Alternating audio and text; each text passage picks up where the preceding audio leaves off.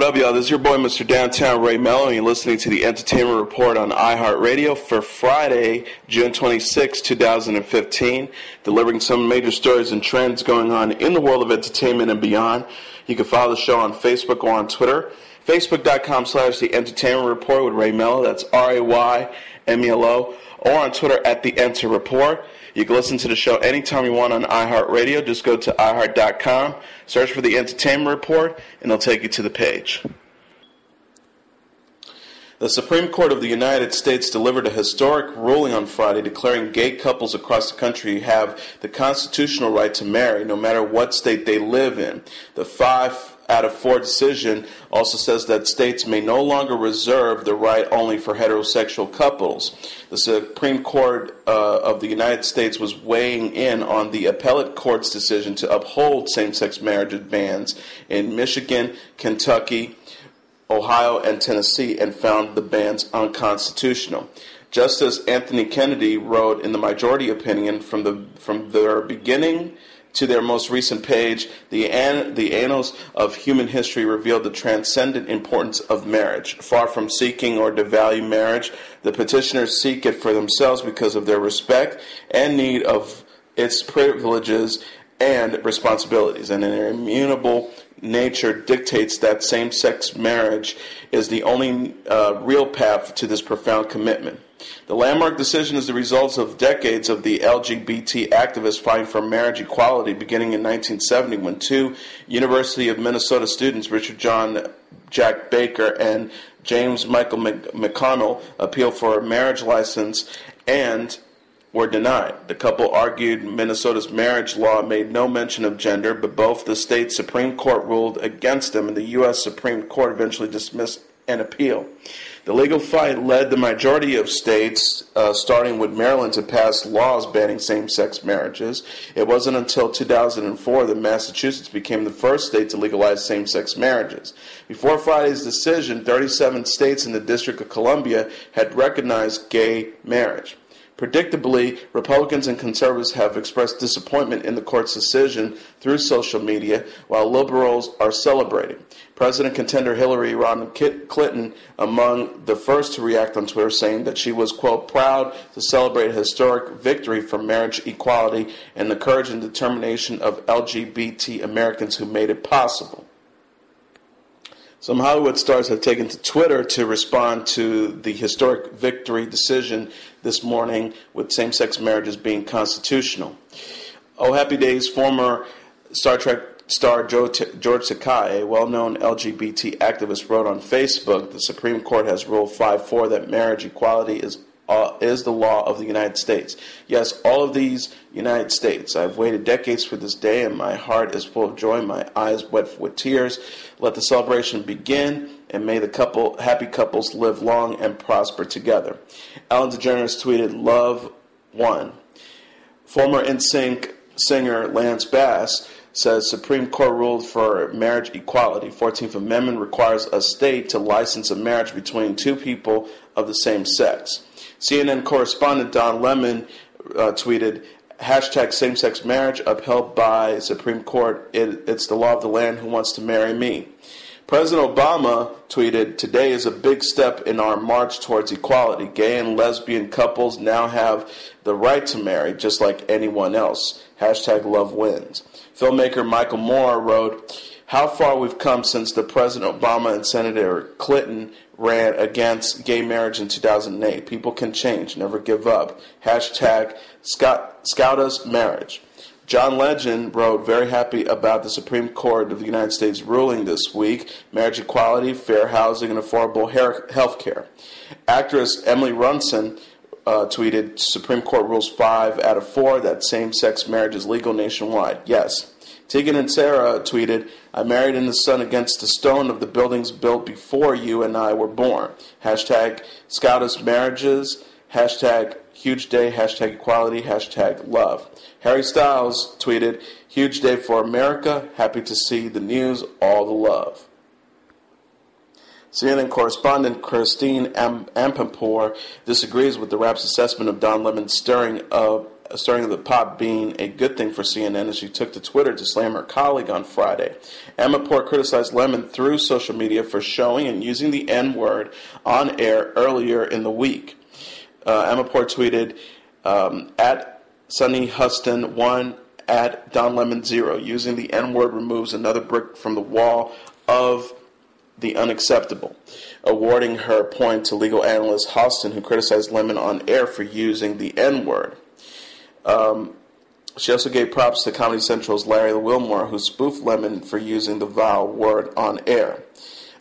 She tweeted, at Larry Wilmore's got it right. She tweeted Amirpour as the first prominent CNN host to publicly criticize Lemon for his N-word stunt, which featured the primetime host flashing a giant sign with the word spelled out in the beginning of Monday's show.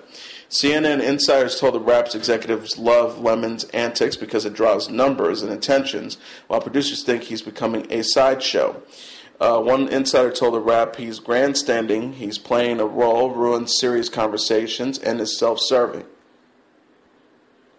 Geraldo Rivera got into it with a well-known author and columnist Dan Savage Thursday after Savage ripped Fox News over its silence in response to Bristol Palin's pregnancy. Savage wrote, if Bristol Palin's last name was Obama, the whole hee-haw gang at Fox News would spend half of every day for the next 9 months telling us that Bristol Obama has terrible parents. He also added, maybe Michelle should be less concerned with what your kids are eating and more concerned with what her kids are doing, and the other half of the day pretending to go to fret over the terrible example that Bristol Obama was setting for other African American women and girls, but unplanned pregnancies and kids in fatherless homes and 2 different children by 2 different dads. Rivera wasn't having it. Rivera tweeted, fuck you, jerk off. Fox News doesn't have a reaction to anyone's pregnancy. Savage responded, seemingly amused at Rivera's spelling skills. Palin announced her second pregnancy Thursday, asking for no lectures or sympathy. She wrote, I know this has been and will be a huge disappointment to my family, to my close friends, and to many of you. But please respect trips and my privacy during this time. I don't want any lectures, and I do not want any sympathy. Chris Hayes apologized to his primetime competitor Bill O'Reilly Thursday for taking him out of context while criticizing him over Confederate flag comments the Fox News host made. O'Reilly has said many believe that the Confederate flag is a symbol of heroism of their forefathers more than it is of racism. Hayes had attributed this statement to O'Reilly, stating in his own opinion, which sets the Fox News star off, sparking him to call Hayes the biggest failure in cable news. While it's true O'Reilly literally uttered the words, it stands for bravery, while talking about the flag, it is also quite clear from the contents of the discussion he was having, he was not giving his own views, but talking about how some other people view or understand the flag. Hayes concluded fair is fair and that he got it wrong and apologized to O'Reilly.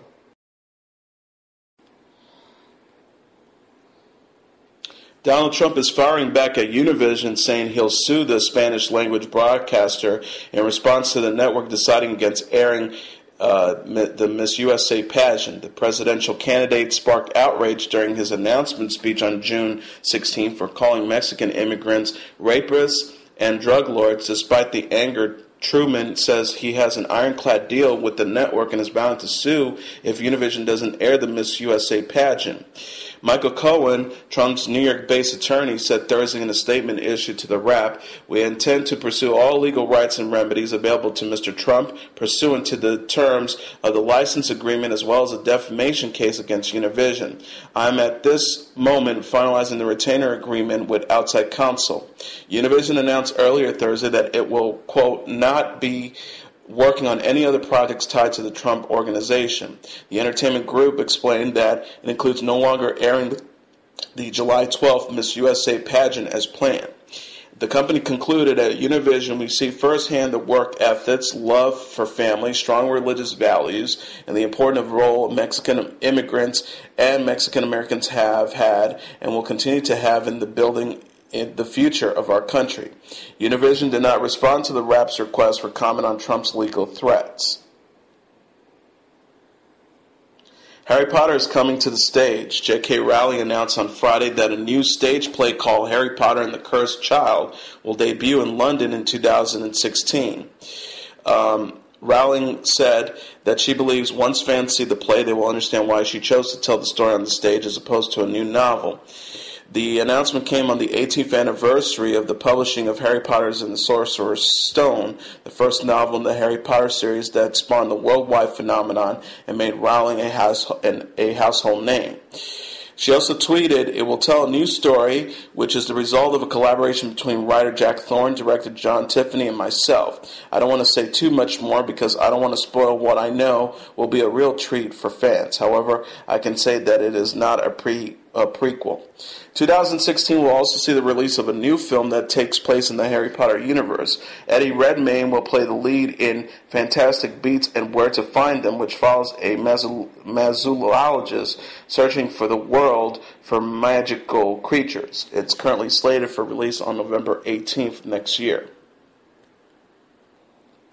And finally, Ted 2, Seth MacFarlane's tale of a trash-talking teddy, brought in $2.6 million at the box office Thursday night, the same as the original did in 2012. The follow-up to MacFarlane's R-rated comedy hit stars Mark Wahlberg and Amanda Seyfried got off to a fast start in 2,647 theaters that began early shows at 8 p.m. for Universal and Media Rights Capital. That will come in handy this weekend when Ted 2 debuts against two heavyweight holdovers, the blockbuster Jurassic World and Disney's and Pixar's animation Inside Out. It will be in 3,441 theaters in the U.S. and Canada starting Friday. Ted 2 is expected to take in within around $55 million over the 3 days, comparable to the $54 million opening of the original, also written and directed by MacFarlane. But both Jurassic World and Inside Out are expected to finish in the same range, so the weekend race could be a nail-biter.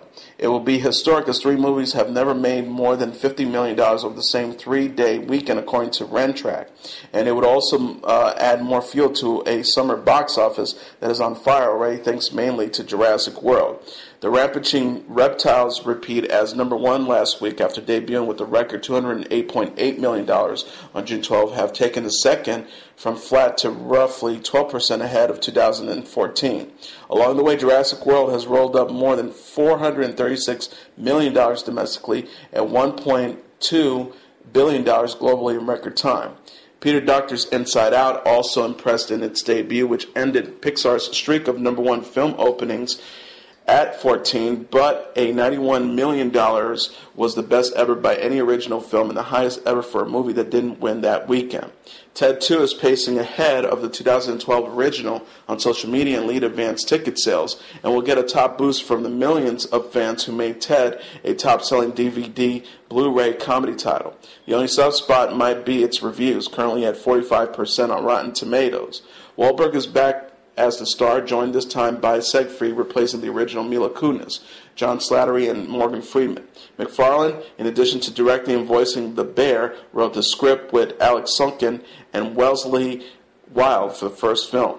He is also part of the producing team from the original, along with Bluegrass film Scott Stuber, Jason Clarke, and John Jacobs. The production budget was $85 million. The weekend's other worldwide opener, Warner Brothers and MGM's Max, brought in $500,000 Thursday night. The PG-rated family film is about a military dog who returns from service in Afghanistan, traumatized by his handler's death, and is adopted by the fallen Marine's family. Josh Wiggins, Thomas Hayden Church, Robbie Amell, and Lauren Graham star in the film, directed by Bose Yakin, who co-wrote it with Sheldon Leach. Max will screen in around 2,855 theaters for MGM and Warner Brothers. And that is your entertainment report for Friday, June 26, 2015. I'm your host, Mr. Downtown Ray Melo. I'll be back on Monday to deliver some of the major stories and trends going on in the world of entertainment and beyond. You can follow the show on Facebook or on Twitter. Facebook.com/The Entertainment Report with Ray Melo. That's RAYMELO. Or on Twitter @The Enter Report. You can listen to this episode or any previous episodes of The Entertainment Report on iHeartRadio. Just go to iHeart.com, search for The Entertainment Report, and it'll take you to the page. Everyone, have a great weekend. Good night, and God bless you all.